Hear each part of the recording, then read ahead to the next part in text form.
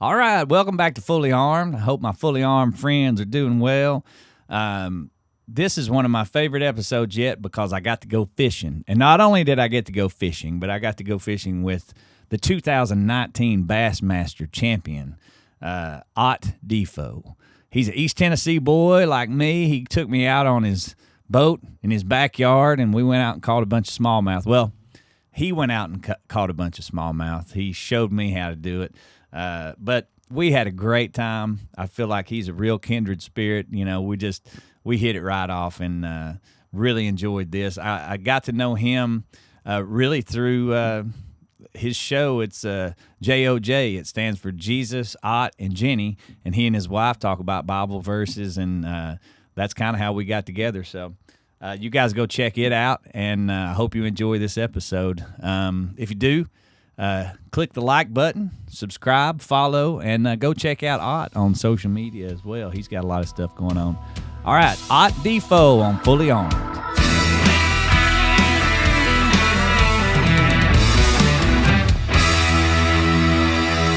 Welcome to the Fully Armed Podcast with Chris Hennessee. You got your armor on?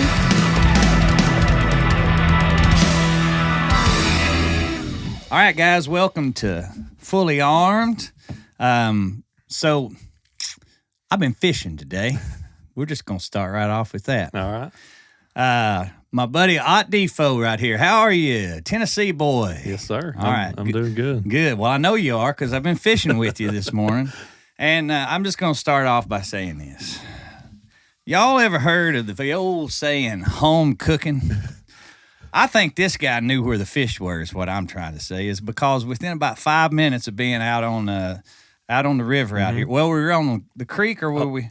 Kind of both. Yeah, Holston River. Holston River. Yeah. But we're right by the creek out here.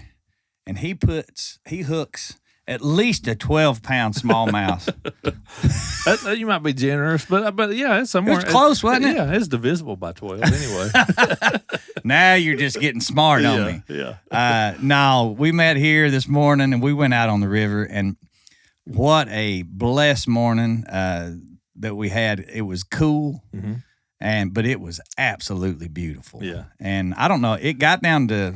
Yeah, we had frost on the grass this morning, so I think they said 32, yeah. So, as I always say, I don't know exactly when this episode will air, but we're in the middle of October, and so it's maybe January before we're talking about this, but who cares? Yeah. But matter of fact, we're up here close to Knoxville, and Tennessee plays Alabama this weekend, so that's going to be fun in Knoxville. But it was chilly this morning.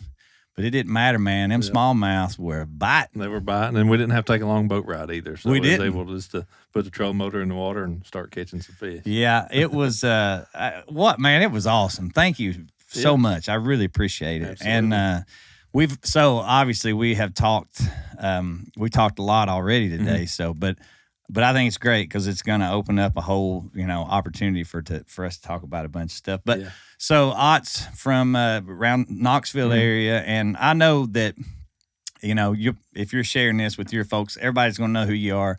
A lot of folks that are, Fully Armed fans may not know, so we'll introduce to. So you've been professional bass fisherman for many years, right? Yeah, coming up on 20 years. Right. Depends on how you count it and where you went to school, whether it'll be 20 next year or 19. But I have been making my living solely as a professional angler since 2010. Yeah. But I fished professionally a couple of years before that. Oh, yeah, okay. So coming up on 20 years as a pro. But yeah, that's born and raised here in Knoxville area. Yeah. My wife and I and our kids, we live in Blaine, Tennessee. People ask, man, where are you from? I don't tell them Blaine because nobody knows where Blaine is. I get it. Yeah. But yeah, I tell them Knoxville and just a little bit northeast of Knoxville. But yeah, born and raised here in this general area. Where we live now is within 20 minutes of where I grew up, and kind of spent my whole life right here in East Tennessee.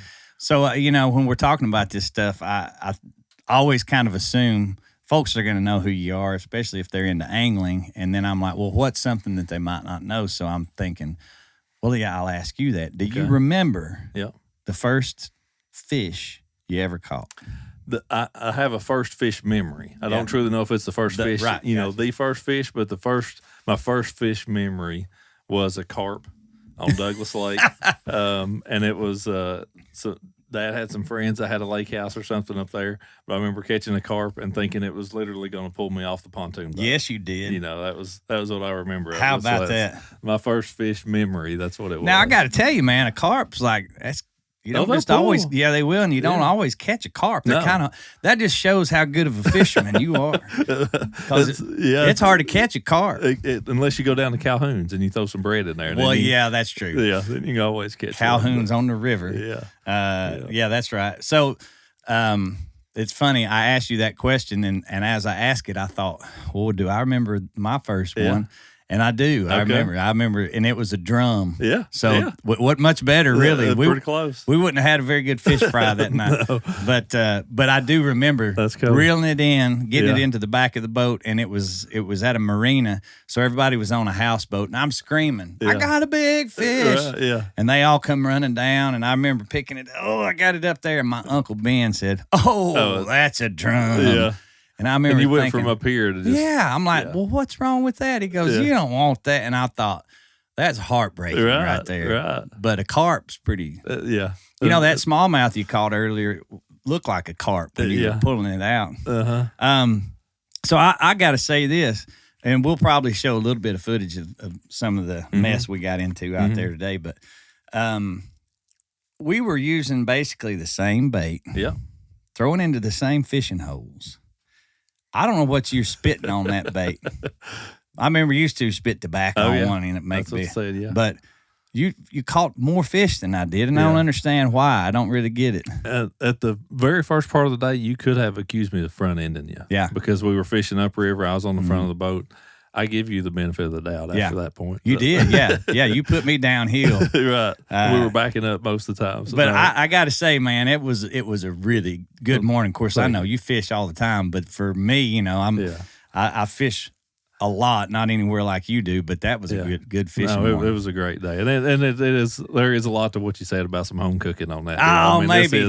This is right here on the house and right by the house. I know, but you did take me out on your secret spot out there. So I did. You caught Larry and Jimbo, didn't you? Yeah, you did have them named, but some of those young ones you didn't have named. I didn't have names yet for those, but maybe in a year or two we'll have them named. So as we speak right now, you just got, well, I don't say just got back, but I think the last tournament you were in was in Wisconsin, That's right. And you guys did pretty good, didn't you? We did. So that was the first of this style of team series event that I fished. We've had some team events in the last couple of years, but it was 3 guys, different boats, a little different deal. Yeah. But Andy Montgomery, who's really my best friend in the whole world, he and I have traveled together and fish against each other all year long. But in this event, we were team partners, and we're in the boat together, fishing together, just like you and I were today. But we're on the same team and competing that way, and that was an awesome deal, and we ended up winning. You won every round and won the championship day, man, in that deal. So what was the last date weigh in, or what was the best day you had? The final day was our best day. The first day we had, and it's a Major League Fishing, every fish counts format. Yeah. And the first day we had, I think, 53 pounds on 30 scoreable fish, so they had to be a 1 pound minimum. So as long as they're a pound, pound 0 ounces or bigger, they count towards your total. Yeah. And on the last day we had, I think, 55 pounds, and it was around 32 fish again on that day. Wow. For a total of over 50. That's great, man. Yeah. It's a solid day. Both those days, the day in between, the middle day was a tougher body of water. Fishing wasn't as good.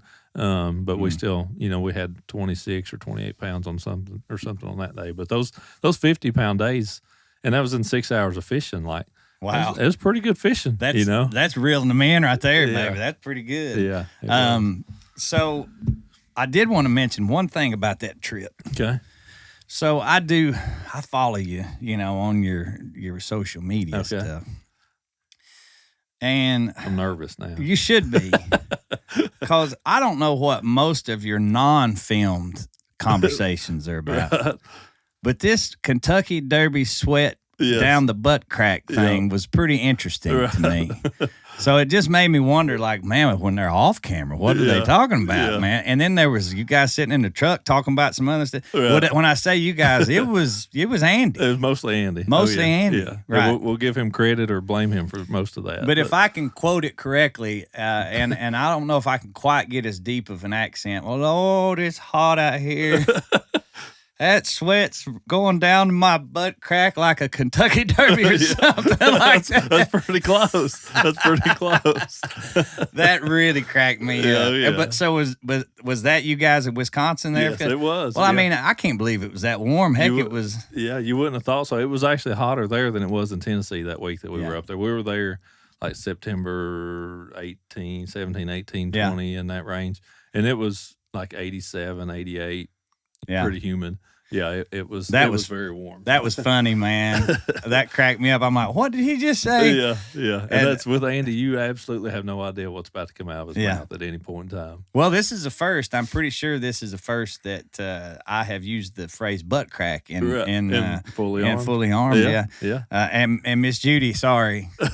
Speaking of Miss Judy, this is also the first episode that I've shot where it's finally cool enough we can turn the air conditioner off. Had to have it running and it's today. so quiet. Listen, it's beautiful. Yeah. However, it might get a little steamy in here. If it does, I apologize. We can always turn. I think we're good. So I was going to ask you about your Major League Fishing right now, right? Mm-hmm. And then if we reel back the clock just a little bit, 2019 Bassmaster, right? That's right. The champ. Tell me about that week or weekend. Tell me, just give me the highlights of that. Yeah. How long's the show again? That's a great thing about it is there's no end. We can just go as long as we want. Yeah. No, that really, if you look at my fishing career and say what's the highlight of it, that's the easy one to pick out, no doubt about it. And I'll preface what the Bassmaster Classic is in case anybody watching doesn't know. So they always call it the Super Bowl of bass fishing. It is the highlight of what it is. And that's, not get too deep in the weeds here, but I fished the Bassmaster Elite Series for 8 years. I fished 8 classics, fished Major League Fishing now. Our championship is called Red Crest at Major League Fishing now. But I started attending the Bassmaster Classic when I was 9 years old. Wow. Went to 9 of them in a row as a kid. Really? Oh, yeah. Yeah, it was like... And back then, as a spectator, like watching the weigh-ins and stuff? Yeah, as a spectator. How about that? And that was going to the first one of those. I was like, that's what I want to do. Wow, that's all right. I want to be a pro fisherman because of going to a Bassmaster Classic. Yeah, and who was winning? Like, who was the guy? George Cochran won the first one I went to in 1996. How about that? Man, that's awesome. Yeah, so that was what put that seed in me, of wanting to be a pro angler. So I went to 9 of them in a row. The last one I went to was 2004, Takahiro Omori, who's originally from Japan. Mm-hmm. He won that one over in North Carolina. Yeah. And, and Jenny went with me to the last couple. And at the last one that she was with me at that one in Charlotte. And at that one, I said, the next time I come to one of these things, I want to be up there walking across that stage. Yeah. And so fast forward, started fishing professionally and was fishing FLW. And there's no way to get it was 2 separate organizations. You couldn't get to the Classic from there. And then once I started fishing the Elite Series or fish the Opens, like that was how you could actually get there. And I had not been back to a Bassmaster Classic till I qualified for the one in 2012, Shreveport, Louisiana. And I made good on that promise that I had made to my then girlfriend. Jenny, don't watch this or get mad. If you were my girlfriend or if we were engaged at the time, at that last one that we went to when I made that comment of the next one of these I come to, I want to be walking across the stage. Right. Because it was 2004 to 2012 when it happened. Right. But I made good on that statement you did. to her. But yeah, so and fished the one in Knoxville was my 8th one. And I had Major League Fishing already announced their tour that it was changing.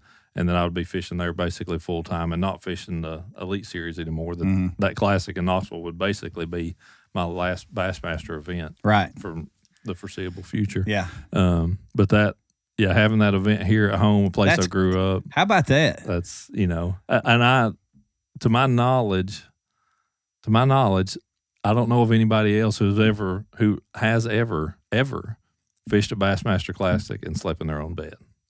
Oh, that's a good point. So I mean, I slept. Where were you guys? Where were you fishing? We took off from downtown Knoxville, so you could fish Fort Loudon or Tellico. Okay, you could run to Tellico if you wanted to. It was a long way, but we took off from downtown Knoxville. Wow. But yeah, just that particular week, I mean, I could walk you through every fish I caught that I weighed in, but that everything about that week. The first day I went out and had a big day, biggest day of the day was leading after the first day. And I was like, God, we're doing good. He did, good job. It's my plan is falling right into place. Second day was not very good. Oh wow. I had a really tough second day. The first day I had 5 that weighed 20 pounds. I mean that's about as good as you can hope for. Right. The second day I had 5 that weighed 10. I caught 7 fish the first day. I caught 7 fish the second day. Wow, how about that? They just went from this big to this big. Yeah. And wasn't leading anymore.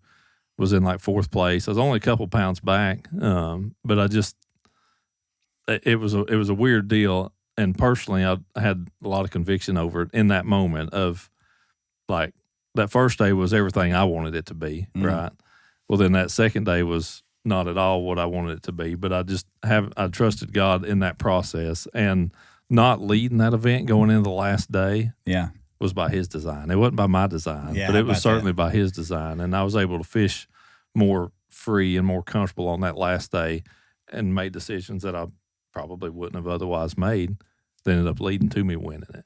Really? Mm-hmm. So you feel like that had you had like a comfortable lead going in that last day, you might have handled it a little different. Absolutely. Yeah. I mean, because you're going to fish different if you've got something to overcome. Yeah. Or if you're in a place where you've got a lead to protect. Right. Going out if I'd had 2 or 3 pound lead, enough of a cushion, I can play it safe and go catch 12 or 14 pounds. And you never know how it would have, exactly how it planned out. But obviously I wouldn't change the way that it did. Man, that's crazy. I think that reminds me of like in football. And, I've always heard the old saying that like the prevent defense, it prevents you from winning. They always say, because all of a sudden you've played this certain way up to this point, and now you've got the lead, so you change what you're doing. Correct. And it's kind of like, no. So kind of playing from behind is almost, in that case, it's almost better. It's more freeing, I guess, right? Yeah, it absolutely is. And that's, with Major League Fishing, switching gears there a little bit, like and bass and most traditional tournaments, excuse me, it's a 5 fish limit. So your best 5 fish on the day. Yeah. That's what you're trying to catch. Right. With what we do with every fish counting, if you ever get to that part where you get comfortable and you think, I've got a 10-pound lead, I've got a 15-pound lead, whatever, that's when you're in a really good place to lose. How about that? Because if you're, and I'll make that comment in fishing, if you're, and what we do, if you're not always fishing offensively, where you're like, I don't need to just hold on to this little bit of a lead I've got. You got to always keep pushing. Yeah. Otherwise, that's when you get put behind. Wow. Yeah. Man, that's, but so there you are.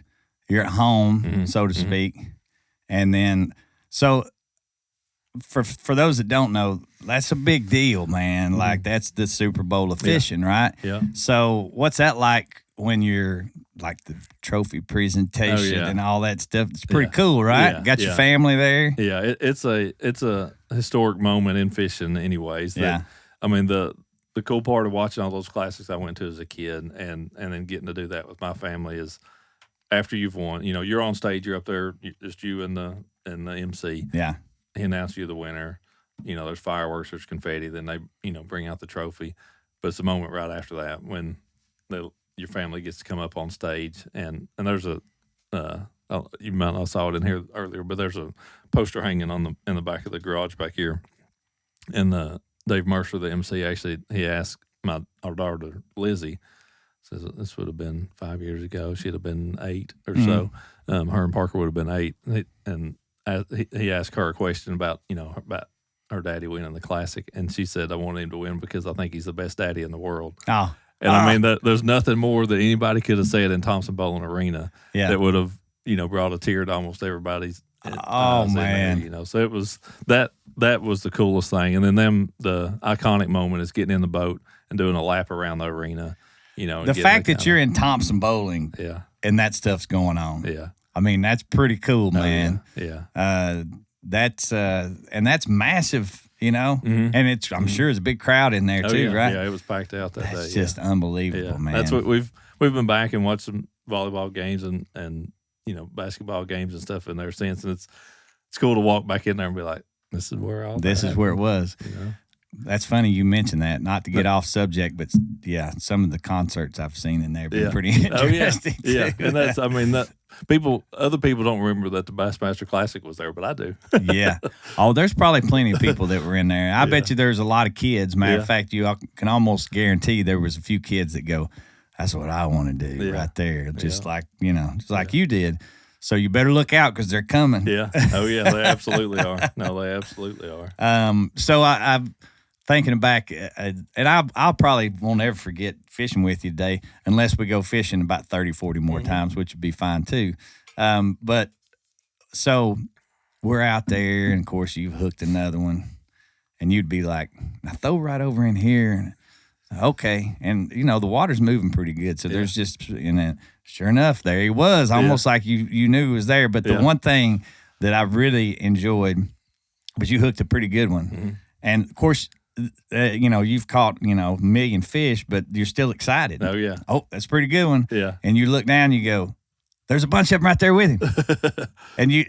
and so I threw in over here beside, and I start and sure enough, bam! Smacked it. And of course, as the day would unfold, it jumped off of mine. But you got yours in the boat. But you got him to bite, and that was, I was excited for you to get to see that because it doesn't happen every day. Yeah. Some days you'll see it 3 or 4 times. I mean, I've been out there and have that happen multiple times in a day, but it certainly doesn't happen every day that you get to see that and see a little wolf pack of those fish. Just you pull one up and the other ones are all running around like crazy, and you can drop a bait back in there and sometimes get one of them to bite. They were good size. Too. Yeah, they were nice ones. Yeah. So let's talk about. Of course, I know that you had. We talk about the hunt for monster bass, but you and your beautiful wife have a show, and of course I have kept up with you, through social media and watch you fishing and that stuff. Yeah. But all of a sudden I'm like, wait a minute, what is this? Yeah. Because there's Ott and there's Jenny, who I just met today. Yeah. Love her, she's great lady. 20 years. 20 years. 20 years. Yeah. So, so I click on and start watching, and I'm like, man, here's this professional fisherman, has been at the top of the game, and they're talking about Jesus online here. J-O-J. J-O-J. Jesus, Ott, and Jenny. So I would ask you where the name came from, but it seems pretty self-evident that, so is that the idea? So you name it that because it's like him and the two of you. Yeah. Yeah. That was our thought process. We wanted something that was, was showing Jesus first, and then, kind of how everything that he's done in our lives and in our marriage. And that was, we've been doing it for 3 or 4 years now. I think I'd have to go back and see just exactly how long it's been. But our initially, and I'll speak at church events and different stuff, and I've kind of shared, some of our story of Jenny and I, and we talked about it some today of us, dating in high school and just life. We've been married for 20 years, so a lot of life has happened in that amount of time. But, how we met and getting our start fishing and stuff with family and just stuff that happens when you're married to somebody for 20 years. And that was the start of what we did with it. So for about the first 14 months, somewhere in there of JOJ, all those episodes are basically our life story. Yeah. And just kind of telling people who we are, where we came from, how we got to where we are today. And then after that, it was like, okay, well, we're kind of up to date at this point. What are we going to do from here? And it kind of rolled into being more of a devotional type series. Yeah. From that point forward. And that's what I've seen. Yeah. And it's great, man. Thank you. And, but it's also, and we've talked a little bit about this today, it's kind of stepping out on the ledge, right? Because, as a professional in a sport, in fishing or whatever it might be, to make a stand on something like that, you never know. You never know what that's going to lead to. Absolutely. It could be positive, it could be negative. Yeah. You don't really know and I also know that, sponsorship's a big part of what you guys do. And so I know that had to have been, did you really think a lot about now, hold on, let's make sure, That thought was there. Yeah. That, I don't know, you don't always know how it's going to be received, but we both knew that this was something we had to do.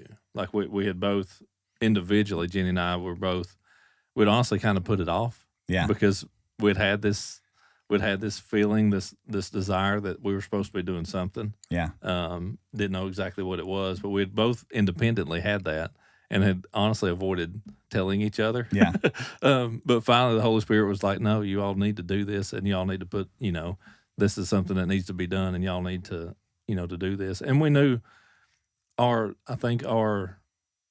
thought process was, if God's leading us to do this, the rest of it's going to work itself out. Right. Like if it means that a sponsor's like, hey, you all are proclaiming the name of Jesus, we don't want to be associated with you. Yeah. Well, we didn't need to be associated with you either. That's the bottom line, right? Yeah. Yeah. Yes, because you got to get to that point, right, where you go, well, I don't care. Yeah. What else? Whatever happens. Yeah. We talked about this too, that both of us were led to the Lord earlier in life, and I still do feel like, though, I feel like a lot of people might think that I'm going to hit my knees and I'm going to give my life to the Lord, and then tomorrow morning he's going to tell me everything I need to do and everything's going to be easy and perfect. And it's like, well, here you are years later, right? Yeah. And you're just sort of going, maybe we need to do something a little different, maybe and sure enough, he spends your life working on you. Yeah. And then these moments come and you're like, I think we need to take advantage of this situation. So it's interesting, isn't it? That he. Oh yeah. No, and I think I hate to use the term evolve here because I think that sounds like you're trying to say something else. Right. But it's times change. The culture changes. Nobody did a podcast 20 years ago. Right. You know what I mean? It's like, hey, let's do a podcast. It's a radio show maybe. Radio, yeah. So I mean there's versions of it, but there's always new doors opening, new ways to do things, but still with the same message and still trying to reach people for Christ and trying to do that in a way that, the core, the idea of it is what, that's the reason that you're doing it. Just the avenue and the process and setting up a mobile studio in an RV. Right. That's not the kind of thing that it's not the same avenue as what would have been done. Right. 20, 30 years ago or whatever. Yeah. Radio show. Hey, speaking of which, you familiar with Kaz Walker? Oh yeah. Yep. Kaz Walker. Man, that's up in this neck of the woods. It right? is. Yeah. Yeah. I won't go off in that rabbit hole, but it just made me think of we're up here above Knoxville, and it's like, you guys go check it out. Kaz Walker, very interesting character. Very interesting. So I started thinking about it, and we talked a little bit today about fishing and how God plays a role, or how, I don't know how to really say it, but how you take your spiritual walk into a tournament or into situations. And you told me a really cool story.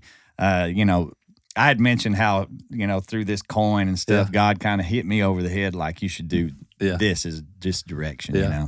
But you were telling me a really cool story that I won't try to repeat, but it was cool. No, that's you told me about the name of of it being fully armed and how you self-proclaimed to be hard-headed, and and that's I can certainly be guilty of that at times too. But that's you were mentioning about how God used that to really just iron in that this was definitely what the name of it needed to be.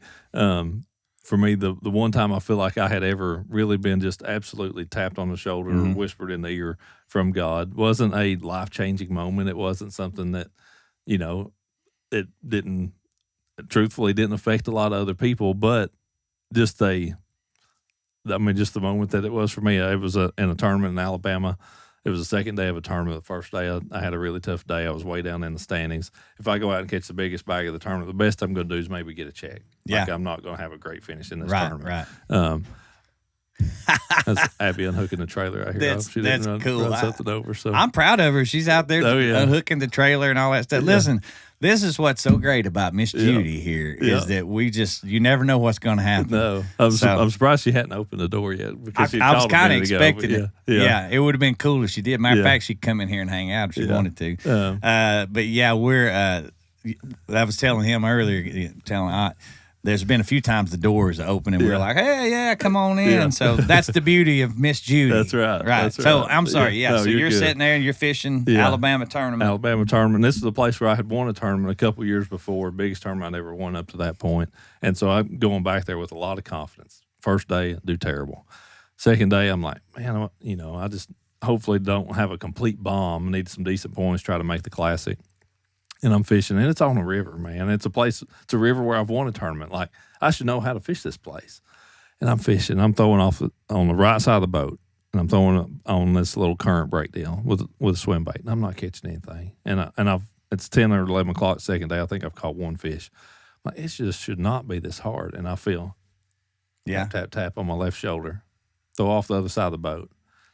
I kind of look over at this point, and I'm like, that is not where the fish should be. Like, right. I know a river, the fish should be here, whatever. I was real in, I turn, throw over there, my bait goes to the bottom, I reel the handle twice, one bites. And I think I caught six or eight fish in a row, throwing off the area. Wrong side of the boat from what I thought. And at that point, it was like a light bulb went off, and I kind of understood. I learned something about a river that I didn't know ever at that point, and how those fish were set up. And it was easy. Like every point I went to, I'm like, oh, I need to throw over. I would throw there, but I'm going to throw there. Not just reel them in. Could you scientifically, I'm not talking about the tap, but looking at the river and looking at the places you were fishing, could you scientifically, with what you've known, look at that spot and go, oh, yeah, that makes sense? Yeah. Or was it just, I'm going to go over here because that's what I did in that last place? It was, once I understood it, and what's funny, the one particular place today where you threw in that one really good still spot, I'm like, okay, well, no throw between those two patches of grass right there. And there he was. And you caught that one. Yeah. It was basically that. Yeah. Okay. The way the current swung around that eddy, but then it was on the next point below it, not the real obvious point above it, but that next point below it where the current actually pushed back in on top of it. And those really high current situations, those are the ones that they'll set up on. Yeah. But I truly hadn't fished a lot of places. I'd mentioned that place was flooded. It was like 15, 20 foot flooded. Wow. Way up in the trees and stuff. Yeah. But they were on the kind of the secondary point instead of the primary point. Yeah. And it was just something that I never knew. But once I saw it, it was so repeatable, which is, talked about how much I love river fishing. Because once you understand it, it's so very repeatable. You can go right down the bank. Oh, here's the next spot. Throw in there and you catch it. See, I'd never thought about that. And I'm sure that if there's anybody that trout fishes or fishes moving water a lot, that they think about this kind of stuff. But for me, I've always bass fished on still water in the lake or maybe on a river that's moving just a little bit. Big moving. Yeah. But it makes sense when you explain. Of course, a lot of times today we'd catch something, right on the edge of the boat. Oh, but generally speaking, so on that story there, so it has to end where God taps you on the shoulder and you caught these fish and then you went and won the tournament. No, No, it didn't. But it was a lesson learned, and that, who knows the dividends that lesson that I learned there has paid down the road, right? But it simply was that it was a lesson learned, and that particular week, I can just remember a few other things about it. Like I ended up at the end of the day, I was on a point, I was catching one every cast, and a friend of mine come down the river, and he had a good first day and had a good second day. I'm like, Steve Kennedy's his name. I'm like, Steve, dude, there's a whole school of fish right here. And he's like, really? I'm like, yeah, watch this. And I throw up there and I catch another one. Yeah. And I knew he was going to make the cut, and I was pretty sure I wasn't going to. So he was going to get to fish, the next day and maybe the day after. Nearly all of his weight, both of the next 2 days, come off of that point. So a little bit of salt in the wound that I should have had a top 10 finish. Right. But I got to help a buddy in that situation. Yeah. And one of Jenny's best friends was getting married that weekend. So I got to drive home from Alabama and get to go to the wedding with her. Well, there you go. That was. Well, you learn, and what I take from that is, we'd like to think, and I think a lot of people who might be new to the faith think, well, if God does that, then it's going to change your life, and you're going to win this tournament, and all of a sudden it's like, man, he uses these situations much differently than you might think. I was telling you then that last week I had a bunch of kids, 13-year-olds, out on a boat trying to catch catfish. Yeah. And it occurred to me while we were sitting out there, like I'm really trying to dig into Holy Spirit, right? And with this, that's a whole topic we could talk about, that how the Holy Spirit moves and how maybe we perceive that the Holy Spirit moves, but what do we know? Right. But I'm thinking, man, we're not catching any fish, and it's dark, and it's getting late, and we're just fishing with chicken livers, and I'm like, I'm going to pray about this. God, you are the God over fish. Yeah. Can you have these boys catch some fish? Yeah. And in my mind, it says, lean not into thine own understanding. Well, to my understanding, I need these boys to catch a fish, right? Because I want them to enjoy reeling in a big catfish or something like that. And we didn't catch a fish. Yeah. And so then I'm left to ponder. Right. Well, did he not hear me? Did I not do it right? Yeah. And then, like we talked about, I could almost tell, through the Spirit that God says, and I want to make sure people understand that aren't digging what we're saying. It's not an audible God says. Correct. I think we're on the same page with that. Yeah. But I could feel within that he's saying that's not what it's about. Yeah. There's more going on here. And if we could use that kind of thought into our everyday prayer, and we just earlier today talked about Jesus going right before he's, taken to the cross. If you can take this away from me, take it, because I don't want it. I don't want it, but thy will be done. Yeah. And at the end of the day, that's it. Yeah. So that's what I forgot to pray. Yeah. Was, Lord, if you would, let these boys catch some fish, but thy will be done at the end of the day. And that's that's the thing. I think that's a whole topic on prayer, is that prayer doesn't change God. Prayer doesn't tell God anything he doesn't already know. Yeah. He already knows the desires of our hearts. Right. It's to bring us into line with him. Yeah. That's what prayer is supposed to be. And that's Jesus' example in the most trying of all situations, knowing where he was going, but he was still, I don't want this, but your will be done. Right. Because him being who he is, he knew what it meant as well. But that prayer is not for, we're not going to change God. We're not, and it's not a genie in a bottle. We're not always going to get our wishes. Because if it was, I'd win every tournament. I know. See, but not only would you win every tournament, but so all those other guys praying out there. Absolutely. I think about that with football a lot. Or sports. Yeah. I mean, whose side is he on? But that's what we talked about with with your boys and any situation. He knows. And I can tell you a fairly quick story about sponsorship and where I got started. Like the desire of prayer and what we see, and we're like, God, I want this. I know this is good for me. This is what I want in my life. When I was fishing FLW, where I got started at, the way they had sponsorship set up, the best way you could get sponsors with them was kind of an internal deal. It was a league sponsorship. They call them team deals, FLW team deals. That was the thing back then. National Guard was like the premier team. I mean, they had a big team, paid their guys the best. They had the best truck wraps, boat deals, you name it. It was the premier team to be on with FLW at that point in time. I'd got to know the guy who's kind of over their teams and stuff, and got to know him well. Christian guy, was like, felt like I had a good relationship with him. And when he had an opening on that team to be able to add somebody, I felt like I was going to be the guy in line for it. I really did. Yeah. And this is no ill will towards him. No, I get it. Not whatsoever. Yeah. End of the year comes, I didn't get that team deal. I did get a different one, and it was with Land O'Lakes, cheese and butter. That was my sponsor. So, and I got a team deal, and it was good. It was by far the best thing I ever had, but it wasn't as good as those National Guard deals. Yeah. Still the best thing this old boy had ever had. So I was thankful for it. Here's the deal. That team deal lasted 1 year. That was 2009. Yeah. That was the year that I had that sponsorship. They told us in August they weren't renewing for the next year. Wow. I was like, so at that point, I'm like, God, why did I even get this one if it's going to go away? Why didn't I get the one I really wanted with the relationship that I have that I thought was going to be a good deal and be long term? What else come of it? 2010, so that next season was the year that Jenny and I decided I'd fish. That was my fourth year on the FLW tour. I decided that, I've always wanted to fish a Bassmaster Classic. that's where I want to go. That's the direction I want to be. So 2010 was the first year I fished the Opens to try to qualify for the Elite Series to try to get there, largely because I had a team deal. I saw it. I saw how good it was. And not only that, I had performed better on that team than anybody had in like 5 years. Yeah.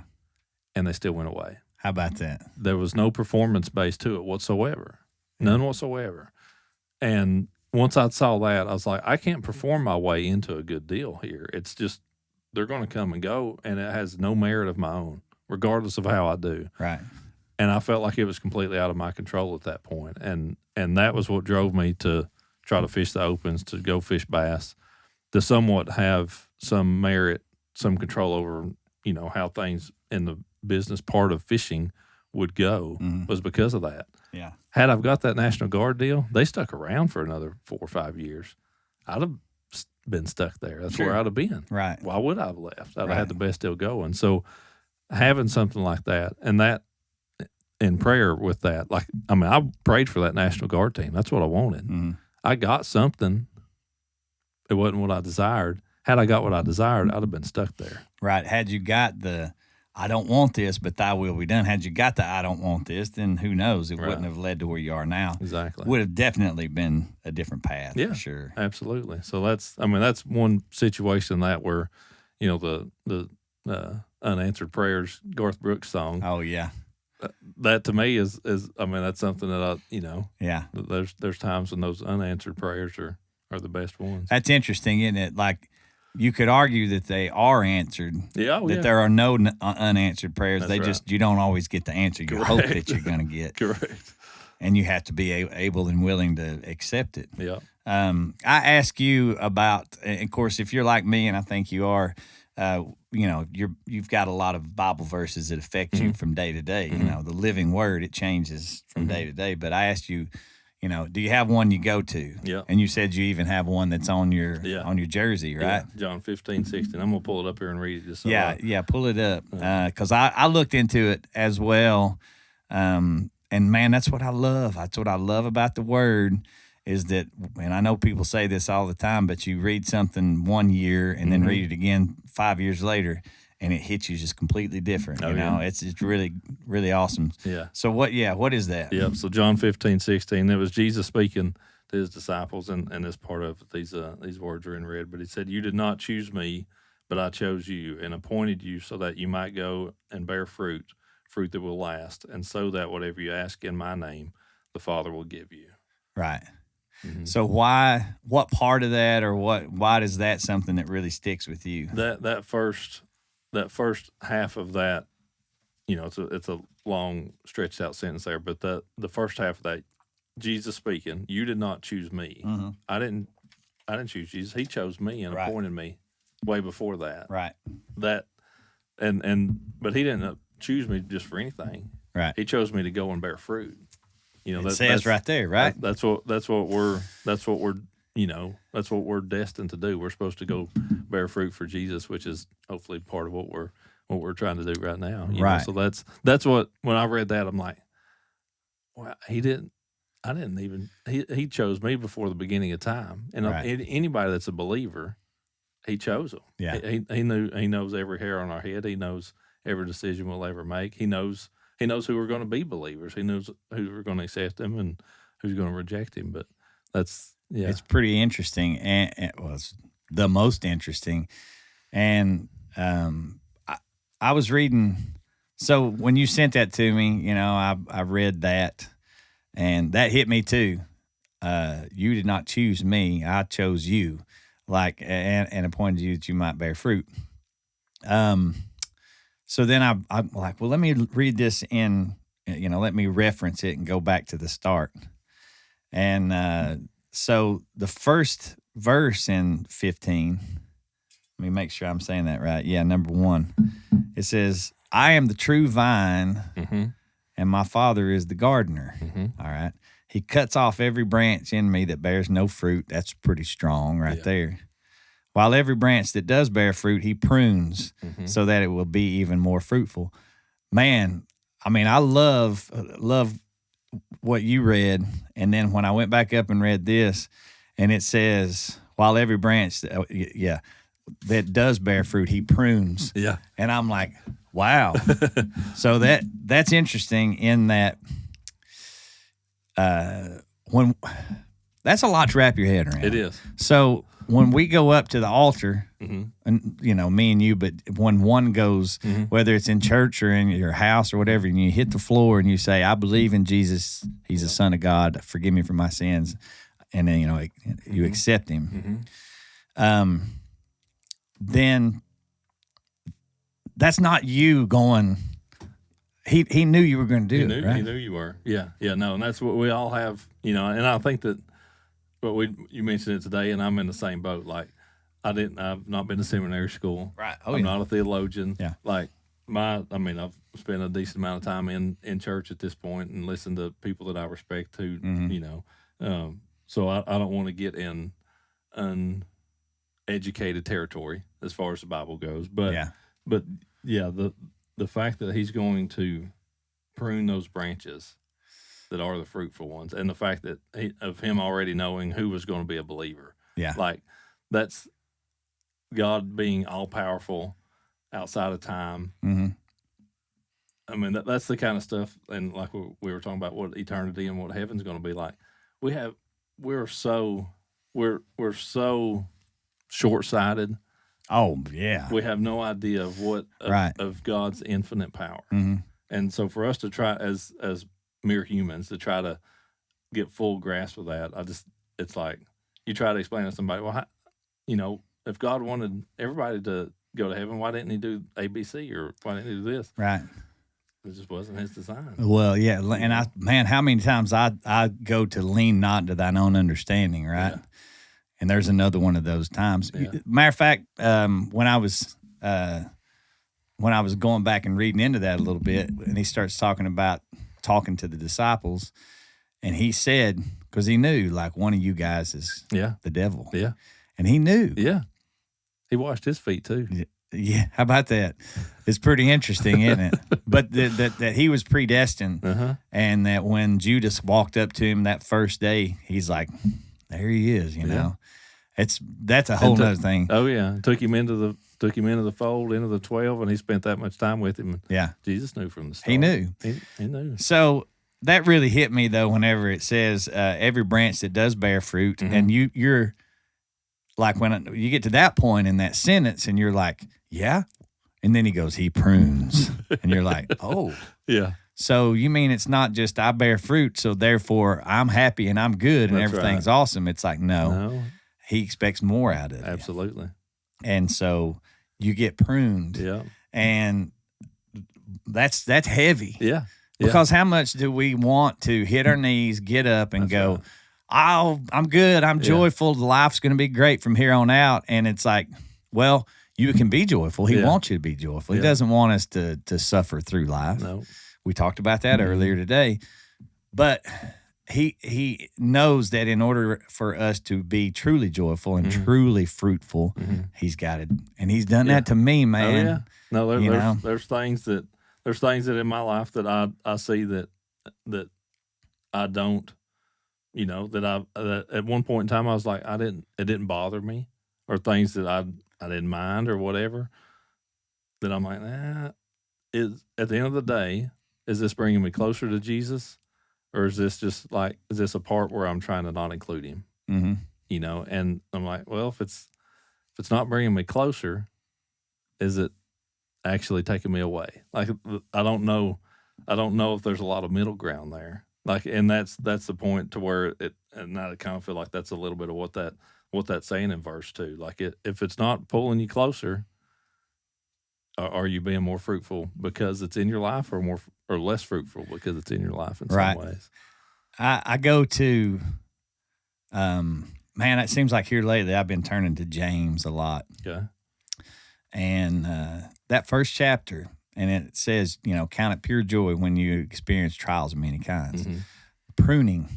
It's a trial, yeah. Oh, yeah. So when you experience him, you go, because, man, I'm pretty self-righteous. I'm a pretty good guy. Yeah. I don't do these bad things or whatever. Right. And look at these people over here. Yeah. Yeah. And he's going to hammer you down. Yeah. but he's peeling off these right. new layers, you know. Right. And that we talked about this some out there on the boat today. When you come to Christ, when you hit your knees, I prayed in front of a boat garage at my mom and dad's house. Mm-hmm. That was a couple deacons from the Thorn Grove Baptist Church came and shared Christ with my brother and I, and shared, from Romans, and he and I both prayed to receive Christ that day. So, I mean, that was the day that, that I accepted Christ. My justification was taken care of right then and there. Yes, we did talk about that, and I loved how you explained that. And so in an instant, I'm justified. I've trusted Christ, His work on the cross. It's complete. Like, there's nothing I can add to that.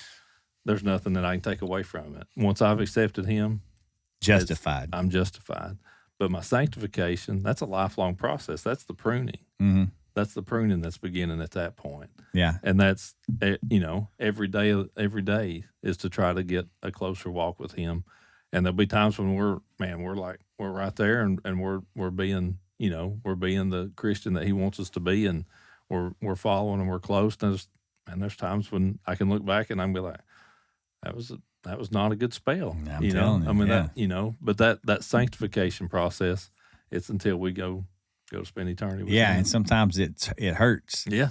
And I think that's why I end up turning to that chapter in James so often, is that it says to count it pure joy. And actually, you can go to read the whole book of Job, and then that's basically what he's going through. That's He's like, man, this really sucks, but thank you. Yeah. And you're like, man. And then finally God's like, where were you when I formed the oceans? Yeah. Yeah, that's pretty strong stuff. Yeah. Right? Yeah, I like it. I mean, Job had he had some friends that weren't really building him up in those times. Yeah. And his wife wasn't really a lot either. Yeah. But then when God finally said, hey, bud, where were you at when I said I'll set the stars in the sky? Right.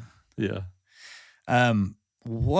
So when you're talking about that's on your jersey, what do you have? You have John 15, 16. John 15, 16. And then if somebody comes, if you had people that walk up and go, hey, what is that? Yeah. It gives me an opportunity to share with them. And it's on my top chest up there. Yeah. So when you do and you get the opportunity and you quote it to them, you tell them what it is, what part of it is it that's really the strength for you? Is it that He didn't choose me, or he chose me, I didn't choose Him, or what part is that? What? Yeah, it truly is. Yeah, I mean, the fact that Jesus, the humbling thought that Jesus would choose, that He chooses every one of us. Yeah, I mean, that every one of us that'll believe in Him. The fact that the Son of God was going to choose me, that He had a plan for my life, like that to me is humbling. I'll go deeper with it. Okay. And I may be diving off into some uncharted water for me. I don't know about for you. Okay. So what do we say to a person who says, well, what, so He didn't choose me? Yeah. It's a tough question. Yeah. Because I can see, someone who's not of faith that might be like, well, why wouldn't God choose me? Yeah. And I'm not. So I throw that out because we didn't talk about this, and it's not like we have the answer. Right. Yeah. I think we could sit here and probably debate and talk about exactly what that means. But to me, having not thought about it more than a few seconds, and now questioning whether I'm not going to question whether I should ask it because I think He expects us to. Yeah. It seems to me that the Creator of mankind, Earth, and the universe, all knowing. Then He already knew you were going to do it anyways. Correct. He gives us free will, and therefore that's how we can love Him. That's one of I don't remember whether it was in a book or what. I heard somebody explain it, but the way that God works is that if you're forced to love a king, you may not love the king because he's making you do something. Right. The only way to truly be loved, and I don't think there's much debate to this, is to allow someone to choose to love you. Yeah. You can't make them do it. Yeah, the opportunity, and they have the opportunity to receive it or deny it. So I guess in that situation, the person that asked that question, you say, well, you're not dead yet. Yeah. Yeah, no, absolutely. And you say, He did choose you. Yeah. And today's and it's up to you. So now the choice is to the person, and they have the free will. Yeah. They have the information. Yeah. the Spirit's within us, Yeah. right? Because He made us all. He didn't just make the ones He chose. That's right. He made everybody. We're all made in the image of God. Right. So the Spirit's within you to choose that, but it's that free will that gives you the opportunity to love Him. Yeah. Yeah, you have that opportunity to accept the free gift of salvation. Yeah. That person has, if they've still got breath in their lungs, Right. he didn't choose me. No, he died on the cross the same for you as he did for me. And Right. if you're still living and breathing, you still have that opportunity to accept Him. To say that He allowed us to choose Him, when that gets a little confusing, because we have free will, Yeah. so we can choose to love Him. So if He gave us the opportunity to choose Him, but He made us so He knew, because somebody explained, it might have been C.S. Lewis, Okay. that explained that where we look at life like pages in a book and you turn each day as a page, God looks at it like it's a big timeline That's sheet. right. That's He right. sees the whole thing at one time. Correct. So maybe it's like yin and yang. Yeah. Yeah, He chose you, Yeah. or He didn't choose you, but it's also because He knew that you had the will to choose Him and you didn't. Yeah. Yeah. And I think that like what you say, where that page, the day of the page, this page is gone. God is beyond time. Right. He's beyond it. So He can see that. He knows the end. He already knows every person's going to spend eternity in heaven and everyone's going to spend eternity in hell. He already knows. He knows that. He knows that before they're ever born. But in my understanding of Scripture, he knows that before they're ever born. But He's not sending them there. Right. But He knows every decision they'll make in their life and the time that they'll have an opportunity, but they'll deny it. Yeah. And that they'll say no, that relationship's not for me. And so that He already sees the end result because of the previous decision. Yeah, yes. The timeline thing. So I think I actually thought about this earlier today when we start getting onto these things. Yeah. There are certain things that our minds were not made to comprehend. Correct. And there's a verse that I wish I could think of right off that He says heavenly things are left to. Yes. Yeah. Yeah. I know where. Yeah. And I wish I could think of what it was, and I'll look it up, and hopefully I'll jot it down and put it with this episode. But where I don't remember if it was Jesus saying it or not, but it was basically saying your mind can't comprehend what the things of heaven are. That's right. So He's given us the word, He's given us the information, and we can sit here and ponder it and try to figure it out if we want to. But at the end of the day, love Him. Yeah. Love your neighbor as yourself. Yeah. Those are the commandments, right? That's right. Yeah. So Matthew 4:19. You familiar with that one? I got it right here. I'll tell you what it says, what it talks about. It's talking about Simon and Andrew, and it says, "Follow me, and I'll make you fishers of men." Yeah. So when I ask you about your verse, I thought he ain't gonna say it. It's too easy. Right. But when we were out there, fishing today, and I think of the correlation to those guys and then what you do, and it's pretty low hanging fruit. Yeah, so I didn't want to just go straight there. Yeah. But we were even talking about where He says cast your nets over there, and then they couldn't even pull them up. They were so full. Yeah. But yeah, that's where Jesus tells Simon and Andrew, "Follow me, and I'll make you fishers of men." And man, that fishers of men is stuck with me. Yeah. Oh, it's so stuck with me. Yeah. No, that is a cool. And there's a tournament trail. You may or may not be aware of that, but there's a tournament trail based out of South Carolina that's called Fishers of Men. No, I didn't know that. Yeah, they've been around for a long time. Oh wow. Al Odom, who's over that, he's a good friend of mine. But and they obviously have a ministry portion, to their tournament series and stuff. But no, it's to be a fisher of men is that's the calling that we all, as a believer, that's the calling we all have on our life. And it is for a fisherman. Yeah. It is pretty low hanging fruit. Well, man, how cool. And I asked you this earlier, and like I said, a lot of the people that follow you might already know this. You may have been well spoken about it, but I was like, so, did you have a lot of things you liked to do as a kid, or, did you just kind of ease into fishing? Right. And when I asked you that, you said... No, I was all in. From the time I was 9 years old, I fished my first tournament with my dad at the age of 9. And he wasn't a tournament, was not a tournament fisherman. That was his first tournament. Yeah. I've got a brother that's a couple years older.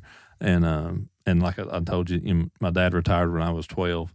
And so we got to fish a lot together. I mean, it wasn't just let's go on a Saturday or go on a weekend. I mean, we'd be gone most time for 3-day weekends, and I missed a lot of school that I did not have excused absences for, but we did a lot of fishing, extended fishing trips every spring break, fall break, Thanksgiving, Christmas, and a lot in the summer. I mean, we were gone fishing, and it was physically for me growing up. I was always the smallest, youngest kid in my class, and I was uncoordinated. So I wasn't built for any other sports. Well, it's funny you said you're uncoordinated because I asked you earlier, do you right-handed or left? You go, well, I do this, and left-handed, and this right-handed. It's like, well, that's pretty good coordination, but still, I see what you're saying. It sounds a little confusing, too. It does a little bit, yeah. That's I eat and I write left-handed. Yeah. Everything else is pretty much I'm right-handed, How which about that? my mom is left-handed. Yeah. And so I think that's why I write and eat with my left hand. But everything else, my dad's right-handed. Everything else he had me do was right-handed. So, but yeah, the writing and eating part. That's funny. So I mean, fishing was a way to fuel the competition bug at a young age. But through something that my size being small, at that point in time didn't matter, because it was the summer between my junior and senior year that I finally grew. I grew like 6 inches that summer. I was going to say, I know you did, because earlier today you were like, hey, back the trailer in, back the boat in, and I can't even reach the darn pedals. Yeah. So you definitely. I did finally grow a little bit, but it was beyond my sports playing years and stuff. Yeah. But yeah, that was when that finally took place. But that was I didn't even hunt, growing up. Yeah. I mean, I went deer hunting one time, thought it was the most boring thing. I've since come to enjoy it more than I did back then. But yeah, it was all fishing, and from the time I was 11 or 12 years old, I'd fish 100+ days a year. How about that? Whether that was in a pond for a few hours in the evening or on the lake. We fished the year from about the time I turned 11 through 15, probably more like 11 through 17, 18. I'd fish 50 tournaments a year. Wow. And that could be a 3-hour Tuesday nighter or, tournament on Saturday. But I'd fish 50 tournaments a year. There's only 52 weekends. Yeah. How about that? So you got Christmas and Easter off. Well, and there'd be a couple in there in the winter. There might be like January we wouldn't fish much. But in July I'd fish 3 or 4 a week. Right. How about that, man? Yeah. That's wanting to fish right there. Oh yeah. No, it was a one track mind. And that I at that point in time I didn't realize it, but that was a God-given one. It was a God-given desire and God-given talent, both of those. And that's, I think, and I'm sure somebody like you in music, you can see that too, where it was just something that you naturally gravitated to, and something that at least some part of it probably came easy for you. Mm-hmm. And there were parts of fishing that came easy for me. Like I didn't care at all to stay out there all day. I loved it. I loved figuring out parts of it. Right. And that the little bit of talent that I had in it, plus the desire that was just put in me, and that desire, it's not. I can't explain that to somebody else that doesn't have it. Yeah. Like my desire to get up to go put the boat in down here and just to go fish for a couple hours, like I'd do that every single day. I would too. I'm with you, especially out here, man. It's great. You'd ask if I ever get burnt out, like you'd mentioned at this point, if that ever happens with fishing, I go fishing every day. Yeah. Yeah. Yeah. That's because, with music, it tends to, the grind can kind of get to you a little bit, but yeah, I go fishing when I get burnt out. Right. So there you go. Yeah. So what's next? What's happening? I mean, it's October. So what do you got on the horizon? I've actually got another team series event. Leave as a filming leaving about a week. It's down in Texas. So actually going to fly down there. Me and you, right? Yep. Okay. That's good. it. Yeah. Is Andy going with you? Andy's unfortunately not. He's actually going to be in the event. Yeah. But there's kind of a funky deal with the draft of the way those teams were set up, and we weren't able to pick each other in this second one coming up. So I've actually, there was a father-son duo who came in second to Andy and I in this last one, and the son is fishing on my team, out in Jonas Jr. So obviously Andy and I were the winning team. They were the second place team. So we got a first and second that's fishing together. He didn't get Dad, did he? Did Andy? No, he didn't. He didn't. Well, you got a good shot this week. Then. Yeah, Well, I guess you got a chance, good shot every week. Yeah, but, so that's coming up in a few weeks, and then what through the winter do you do? There's a lot of tournaments, or there's a few, but I mean, I might fish. I'll fish Parker and I always fish a Black Friday tournament up on Douglas. Hopefully they'll be able to have it with all the flooding and stuff that's went on. Yeah. But yeah, they always have a Black Friday tournament over there, so we'll fish it this year, and I'll maybe a New Year's Day tournament or something. But I'll fish a couple throughout the winter. But then our regular Bass Pro Tour season for Major League Fishing, it starts the end of January back down in Texas, actually. Yeah. So it'll be here before you know it. Wow, it will be. Yeah. Well, that's great, man. Yeah. Well, good luck on all of them that are coming up, and keep up the good work on the JOJ, man. Keep getting the word out there. Yeah.